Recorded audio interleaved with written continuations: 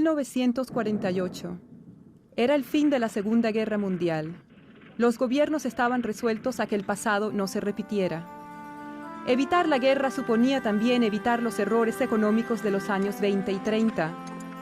Imponiendo barreras comerciales, la gente creía proteger su economía, pero lo cierto fue que la paralización del comercio vino a provocar la ruina económica. Por lo tanto, en 1948 había que recomponer todo el sistema político y económico mundial, y la clave era la siguiente: estabilidad y un cierto sentido de comunidad mundial. Las organizaciones internacionales se crearon para la cooperación económica y la paz. Solo 23 países firmaron el GATT, pero se convertiría en elemento esencial para la seguridad económica mundial. 50 años más tarde, la Organización Mundial del Comercio tiene 132 países miembros. Ha hecho suyas las funciones del antiguo GATT, pero asimismo se ocupa de nuevos sectores del comercio: bancario internacional, telecomunicaciones, invenciones de tecnología avanzada. El GATT puso orden en la jungla del comercio mundial. Es mucho mejor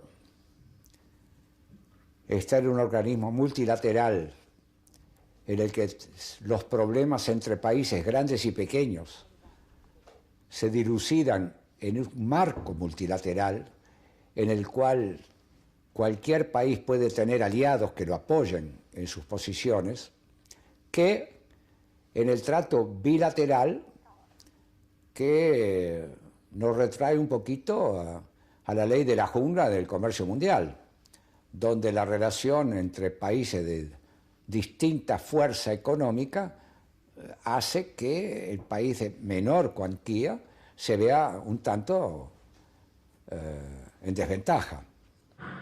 Las normas definían lo que los gobiernos podían y no podían hacer en materia de política comercial. Por ejemplo, los países no podían discriminar entre sus interlocutores comerciales. El GATT vino a ser también un foro en el que los países miembros podían solucionar sus diferencias y negociar la reducción de los obstáculos al comercio. En el marco del GATT se celebraron 8 rondas de negociaciones comerciales de creciente complejidad. Todo esto brindó un clima más propicio para las inversiones y la creación de empleo.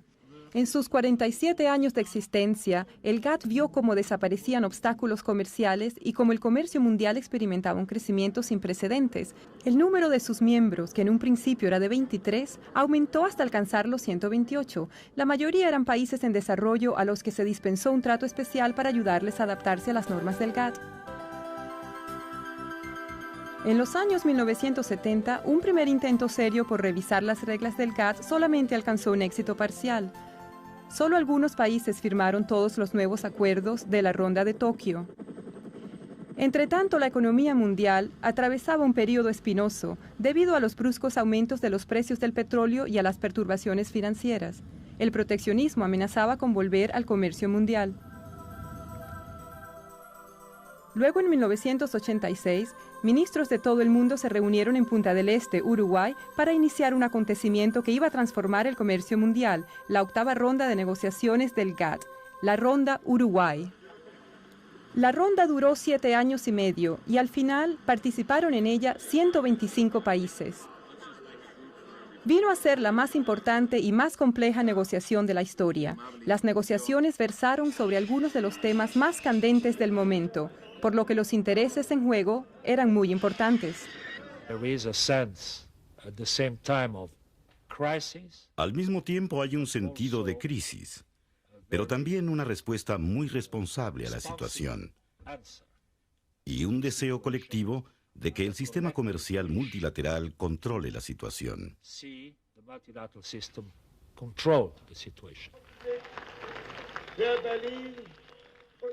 Durante ese tiempo, el mundo experimentó modificaciones de naturaleza aún más política y económica. Caían los muros de la Europa Oriental y el antiguo bloque soviético, cuyas economías se orientaban hacia los mecanismos del mercado y el comercio internacional.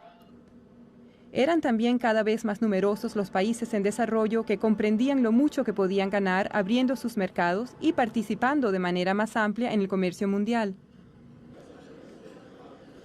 Al final, cuando los ministros se reunieron en Marrakech en abril de 1994, tenían ante sí un acuerdo que representa la reforma más trascendental del sistema de comercio desde la creación del GATT. El acuerdo de la Ronda Uruguay es complejo, pero puede resumirse en dos logros importantes. El primero es la creación de una organización nueva, de condición jurídica plena, la Organización Mundial del Comercio. Creo que es indispensable, tanto desde el punto de vista económico como político, que se asigne a la OMC la función que para ella se prevé en las concluidas negociaciones de la Ronda Uruguay.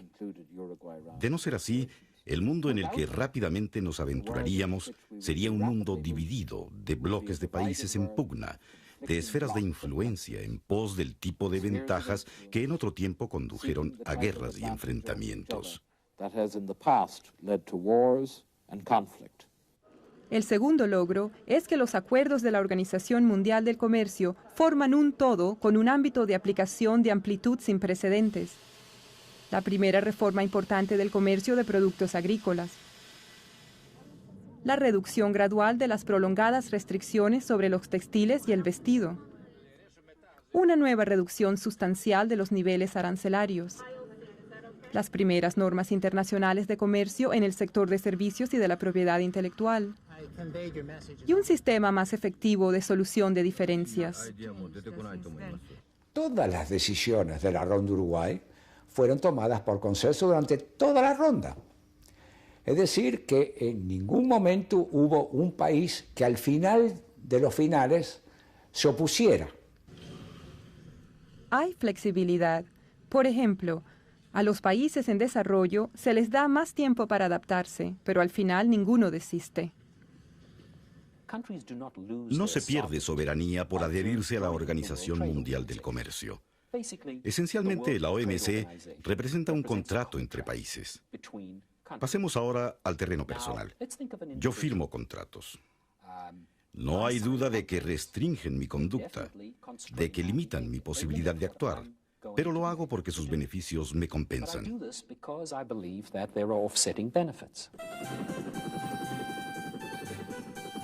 La Ronda Uruguay terminó en 1994, pero las negociaciones no se detuvieron.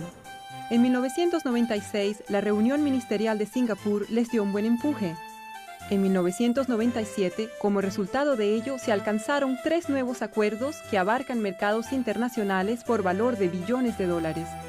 En servicios de telecomunicaciones, en libre comercio de una amplia gama de productos de tecnología de la información, tales como los ordenadores, en servicios financieros como los bancarios y los de seguros. En esos sectores, los productos y servicios serán más económicos, de mejor calidad y de más amplia disponibilidad. En los próximos años, la OMC ha de emprender otras negociaciones. Muchas de ellas son heredadas de la Ronda Uruguay.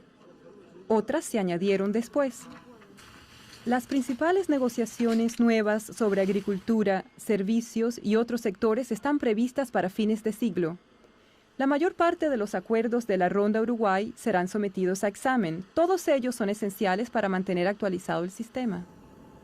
Además, los miembros de la OMC están estudiando las prácticas de competencia y antimonopolio, la transparencia en la contratación pública, las inversiones y otras cuestiones más.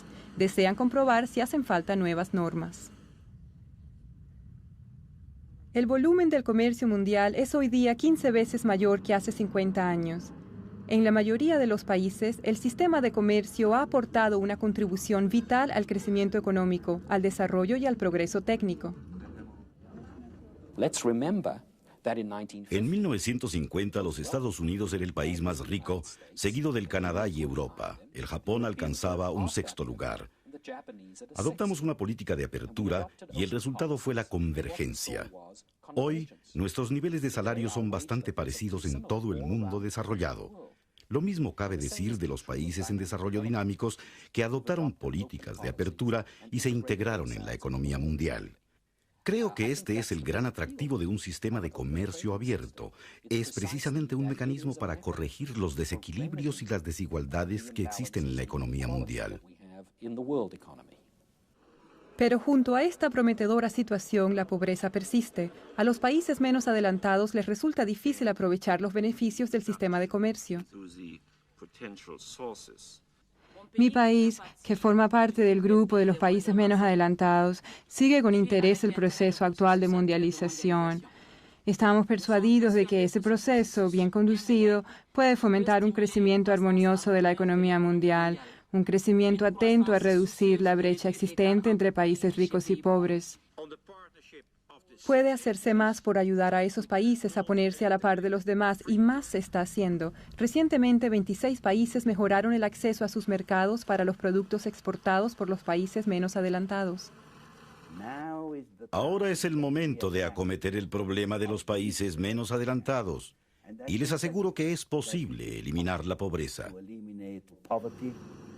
La OMC, el Fondo Monetario Internacional, el Banco Mundial y otras organizaciones internacionales trabajan ahora de común acuerdo para fortalecer el desarrollo de los países más pobres, prestarles asistencia en materia de formación y ayudarles a diversificar y mejorar sus servicios y su producción industrial. La OMC no es una torre de marfil. ¿De qué modo influyen en los procedimientos de la OMC la opinión pública y el sector privado?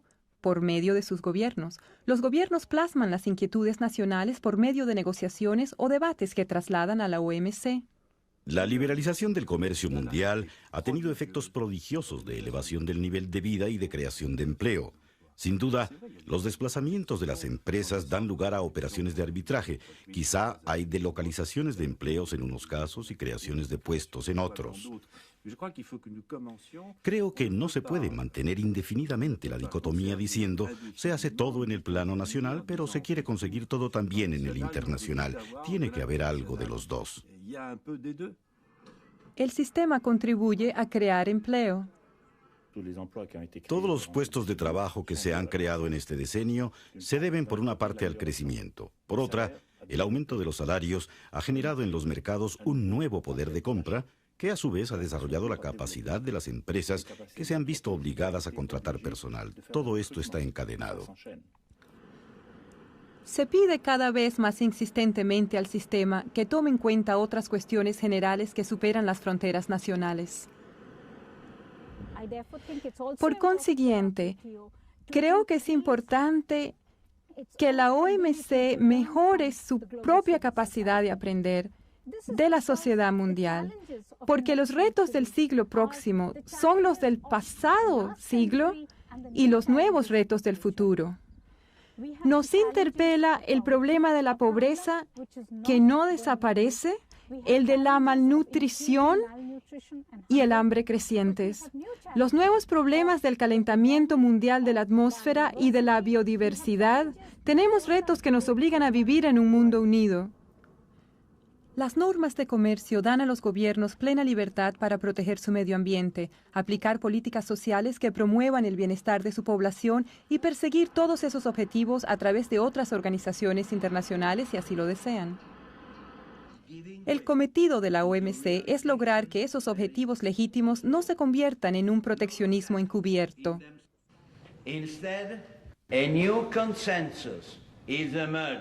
Está surgiendo un nuevo consenso en el sentido de que la liberalización del comercio y la protección del medio ambiente no solo son metas compatibles, sino que tienen que ser los dos aspectos de la misma estrategia para conseguir un desarrollo sostenible a escala mundial.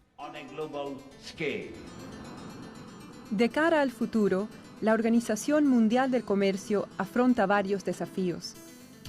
En primer lugar, ha de seguir el ritmo que imponen las nuevas prioridades en un entorno internacional sometido a rápidas transformaciones. Lo que no es menos importante, las nuevas tecnologías de la información hacen que el tiempo y el espacio se contraigan, tendrán para el comercio internacional efectos de grande alcance. En segundo lugar, la OMC tiene que lograr que las normas se apliquen en la mayor parte del mundo que sea posible. Y eso quiere decir que habrá que incorporar nuevos países al sistema, incluso las pocas grandes potencias comerciales que aún están fuera de él, como China y Rusia.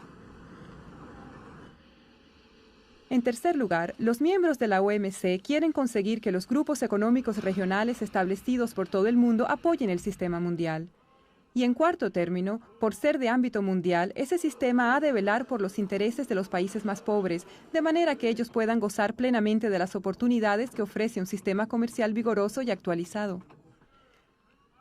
Y tal vez el más importante de todos, lograr que el sistema responda a las aspiraciones de la gente en cada uno de los países miembros. Estos desafíos globales no pueden resolverse con imposiciones recíprocas de políticas o valores. Creo que el objetivo principal es crear un sistema universal que englobe a todas las naciones del mundo en un sistema basado en normas, no en un sistema de poder. Sistema en el cual las relaciones se establezcan por las normas que se han acordado conjuntamente y no sean relaciones de poder. Sin duda, es este un objetivo muy revolucionario.